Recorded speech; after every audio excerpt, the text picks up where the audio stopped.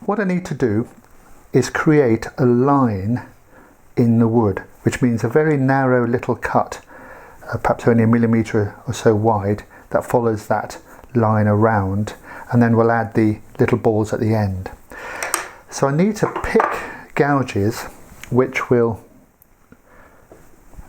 create that line. Now I might not have exactly the right gouges, but if I don't, then I'll let the tools dictate the shape rather than trying to force it too much. So I will stab in like that, straight down, and then I'll pick another gouge, perhaps a little quicker. No, I think I'll go back to this one, bring that down a bit more.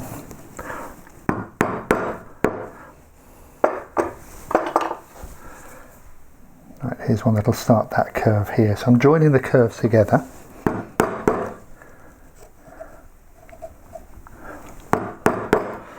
And again, that curve is changing. So we go to a slightly tighter. No.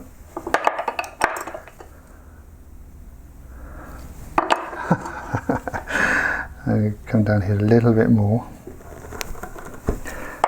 Start that curve up here. So I'm picking the tools to match. Right, there you go. So I'm round here. I've got a last little curve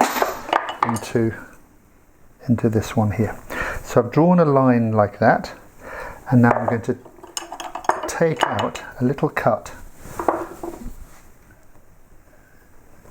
like that, a little angled cut round. I could use the same tool pretty much because it's so small.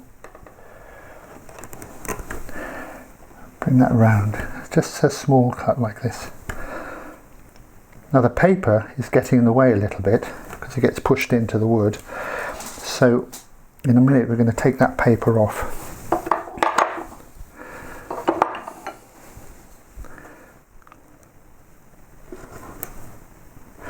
What I want to really end up with is just a point there. So I'll do that on one side. Then I'm going to pick the gouges for the other side. That's not too deep. I might as well do that one while I'm here.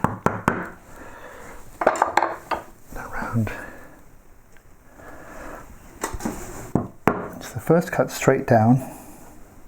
Come along as far as I can.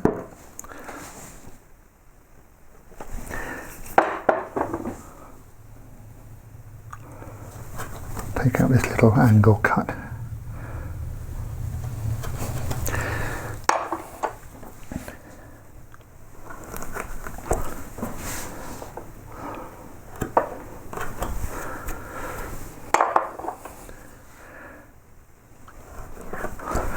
So what I've got then is these two lines, as best I can at the moment, coming round to there. Now this paper is going to get in the way, so what I'm going to do is I'm going to take my acetone,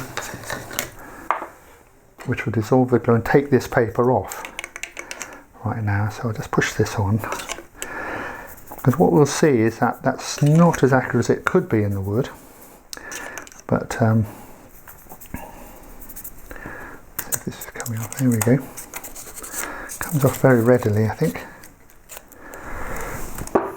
But you can see we've got our lines created in the wood.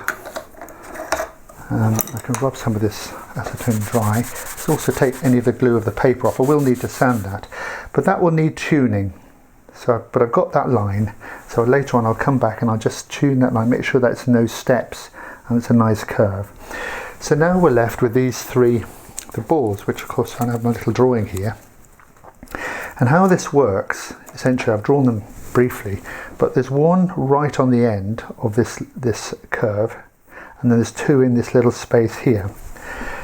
And to make them, I'm using a number 9 gouge, and I would practice this on a bit of separate wood first if you haven't done it before. You stab it in, and the number 9 gouge, the right size, if you lift that corner, you can make it create a circle.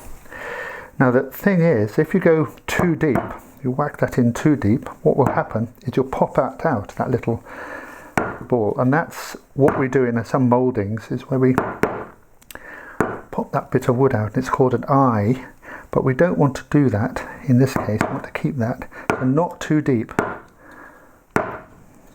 So there's our 3 balls outlined. Now we need to take a smaller gouge and round this over. So we just push that in like this. I'll probably do all one direction first, so I'll come this way.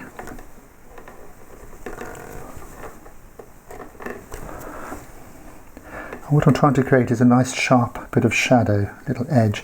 So again, not too deep, so don't go in like this. Try and round it over a little bit. And you might have to come across this way a little bit, and then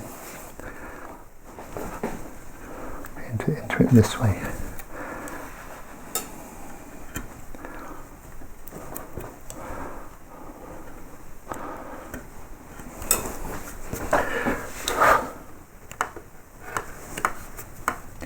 Get that as round as you can. A few facets won't really matter. You don't have to worry about it being a perfect part of a circle. But note how these 3 come, this corner, this corner, this corner, come down in the middle and pop out this little triangle here.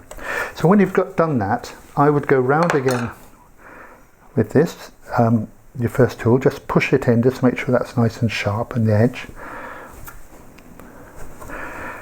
Like so.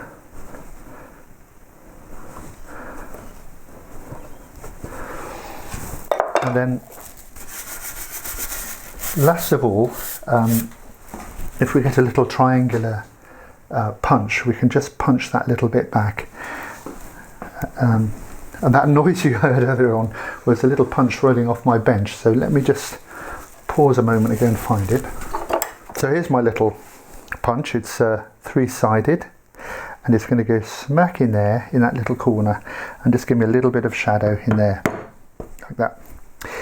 So other than just tuning those edges up again, which I'll do very carefully with those gouges, making sure that's really tidy, I can see them better. This is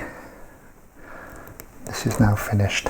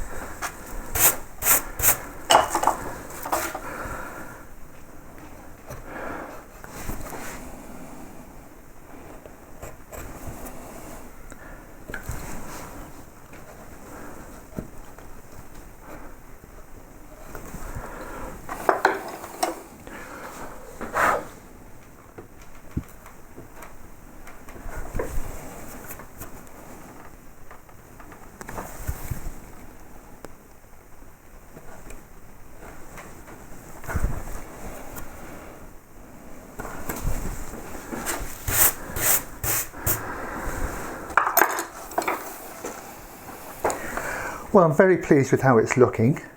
I think these add a lot of interest, bring the carving into the page.